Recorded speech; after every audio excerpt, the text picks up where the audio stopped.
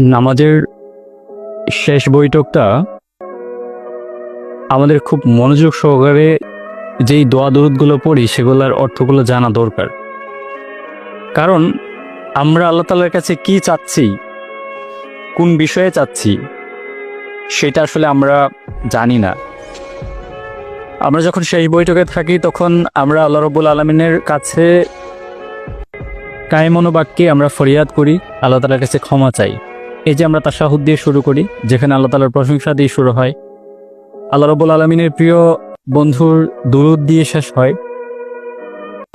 তারপরে আবার যখন আমরা দোয়া মাসুরা পড়ি তখন সেখানে আমরা নিজেদেরকে জালেম বলে আখ্যায়িত করি, আল্লাহ তাআলাকে রহমতের ভান্ডার হিসেবে আখ্যায়িত করে আমরা আল্লাহ তাআলার কাছে ক্ষমা প্রার্থনা করি। কিন্তু যারা আসলে জানে না যে সে দুরুদে কি বলছে, সে তাশাহুদে কি বলছে, কিংবা সে দোয়া মাসুরাতে আল্লাহ তাআলার কাছে কি চাচ্ছে, তাহলে সে আসলে নামাজ পড়ে নামাজের অর্থটা কি বুঝবে? এজন্য আমরা আসলে যা মুখস্থ করি সূরা থেকে নিয়ে সমস্ত দোয়া দুরূদ, সেগুলোর অর্থগুলো জেনে রাখা প্রয়োজন। কারণ আমরা যখন সেগুলো জানবো তখন আমাদের ইবাদতে একনিষ্ঠতা আসবে।